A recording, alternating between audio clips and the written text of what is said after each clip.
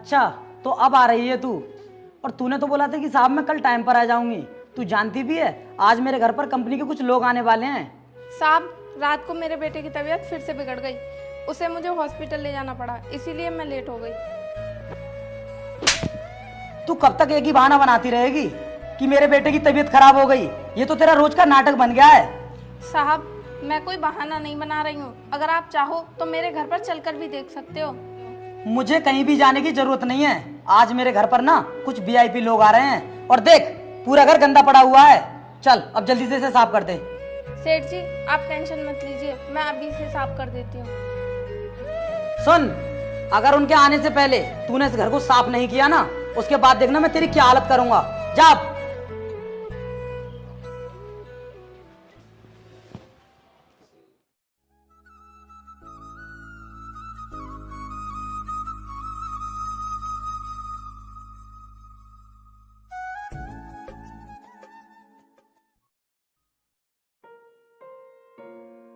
अरे सर, आ गए आप? आइए बैठिए।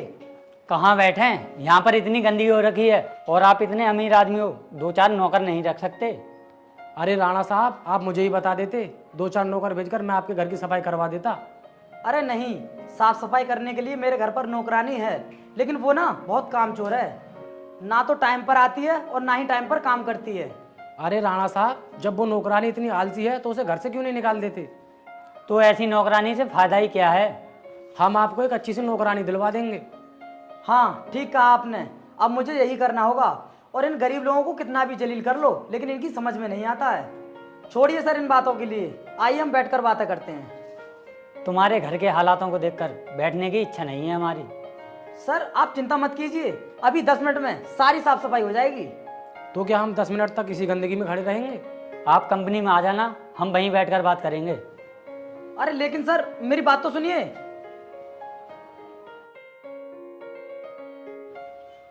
आरती, इधर आ। जी साहब। आज तेरी वजह से ना मेरी बहुत बेइज्जती हुई है। जो कंपनी से लोग घर पर आए थे ना, इस गंदगी की वजह से यहाँ पर बैठे भी नहीं और वापस चले गए। लेकिन साहब, आपका घर इतना भी गंदा नहीं है जो आपके ऑफिस वालों को यहाँ पर बैठने में शर्म आ रही थी।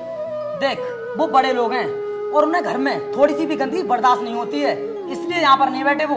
और मैंने तुझसे कहा था ना कि घर की साफ सफाई अच्छे से करना, लेकिन तूने ये सब नहीं किया। साहब, अगर आप मुझे कल शाम बता देते तो मैं सारे घर की साफ सफाई कल ही कर जाती। मैं अच्छे तरीके से जानता हूँ तू जानबूझकर लेट होती है और अब मैं तुझे बर्दाश्त नहीं कर सकता। आज तेरा हिसाब किताब फाइनल कर देता हूँ। अरे नहीं साहब, ऐसा मत कीजिए। अगर आप मुझे घर से बाहर निकाल दोगे तो मैं अपने बच्चे का इलाज कैसे कराऊंगी? तू मेरे घर पर 3 महीने से काम कर रही है, लेकिन मैं तुझे 1 महीने के रुपए दूंगा।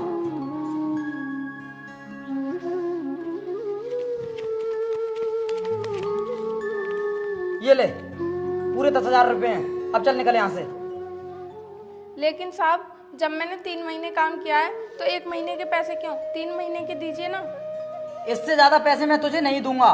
मैं ऑफिस के लिए लेट हो रहा हूँ, जाने दे मुझे। साहब सुनिए तो सही। साहब, साहब मेरा बेटा।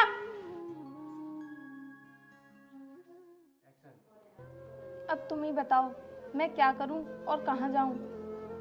मैंने तुम्हें पहले भी कितनी बार समझाया है कि अपने अंदर छिपे टैलेंट को पहचानो। पढ़ने में तुम्हारा दिमाग बहुत तेज चलता है, तुम यूपीएससी की तैयारी क्यों नहीं कर लेती हो? मैं करना तो चाहती हूँ, लेकिन मुझे अपने बच्चे का भी तो ध्यान रखना है। ये सब मैं कैसे करूँ? तुम बच्चे की टेंशन मत लो, उसका ध्यान मैं रख लूंगा। और मैं तुमसे बार बार यही कह रहा हूँ कि एक बार तुम सक्सेस हो गई ना, तो आज जो लोग तुम्हारे ऊपर हाथ उठा रहे हैं, कल वो तुम्हारे सामने हाथ जोड़ने के लिए मजबूर हो जाएंगे। ठीक कह रहे हो तुम। मेरे पास भी बस अब यही रास्ता बचा है। सर आप मुझे ये बताइए, मुझे ऑफिस बुलाने की बजाय आपने यहाँ पर क्यों बुलाया है? आज यहाँ पर हमारे ज़िले की नई डीएम साहिबा आने वाली हैं और वो इस टेंडर को चेक करेंगी कि यहाँ पर काम कैसा चल रहा है। अरे ये तो बहुत अच्छी बात है सर, आज हमें डीएम साहिबा के दर्शन भी हो जाएंगे। अगर एक बार हमारे संबंध उनसे अच्छे हो जाएं तो हमें आगे कोई परेशानी नहीं आएगी। अरे मुझे लगता है सर डीएम साहिबा की गाड़ी भी आ चुकी है।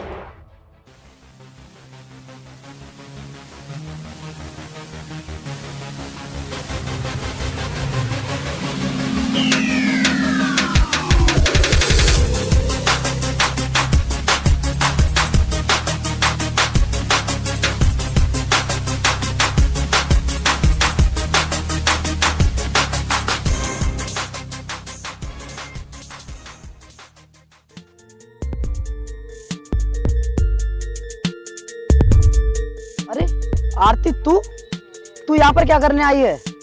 और जब से तू मेरे घर से गई है ना, तब से तो तेरे दर्शन भी नहीं हुए हैं। और इस गाड़ी को देखकर तो हम तो यही डीएम समझ रहे थे। तमीज में रहकर बात करो, ये हमारे जिले की नई डीएम साहिबा हैं। क्या डीएम? आरती तू डीएम कैसे बन गई? तू तो मेरे घर पर झाड़ू पोछे का काम करती थी ना। झाड़ू पोंछे का काम करती थी तो क्या हुआ? मेहनत करने वाला कोई भी इंसान कुछ भी कर सकता है। अब मेरा टाइम बर्बाद मत करो, जल्दी से इसका गेट खोलो और मुझे मेरा काम करने दो। ठीक है मैम, अभी बुलवाते हैं। आइए मैम। मैडम देखिए, हम अपना काम पूरी ईमानदारी से कर रहे हैं। वो तो चेक करने के बाद पता चलेगा कि कौन कितनी ईमानदारी से काम कर रहा है।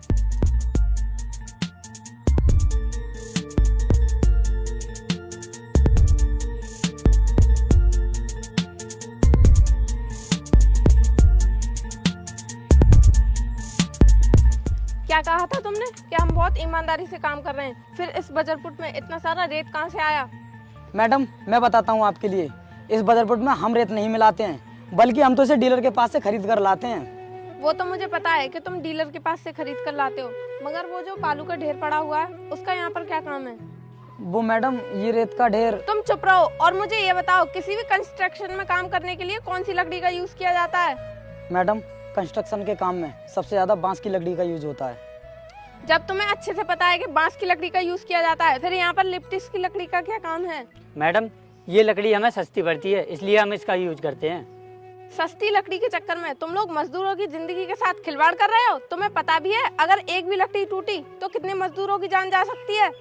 मैडम ये सारी बातें छोड़ो, अब मुझे ये बताओ, इस टेंडर को पास करने के लिए कितने पैसे चाहिए आपके लिए? तुम अपने पैसों से मुझे खरीदना चाहते हो? मैडम आप जिले की बहुत बड़ी हस्ती हैं, इसलिए हम आपका सम्मान कर रहे हैं, वरना हाथ उठाना तो हम ही जानते हैं। ऑफिसर सबसे पहले तो इस टेंडर को कैंसिल करवाओ और इन तीनों के नाम अरेस्ट वारंट जारी करवाओ। ठीक है मैम। मैडम आप हमारे साथ ऐसा मत कीजिए, हमने आपको देने के लिए पूरे 30 लाख रुपए का इंतजाम कर लिया है और रात को हमने पार्टी भी रखी है। अगर तुम 30 लाख की जगह 3 लाख भी इस मटेरियल में खर्च करते ना, तो तुम्हें आज ये दिन देखना नहीं पड़ता। मैडम इस बार हम आपसे माफी चाहते हैं, लेकिन आपसे वादा करते हैं आगे से किसी भी टेंडर में हम ऐसा काम नहीं करेंगे। टेंडर तो तुम्हें तब मिलेगा जब तुम जेल से छूटोगे। अजय ले चलो इन्हें। अरे मैडम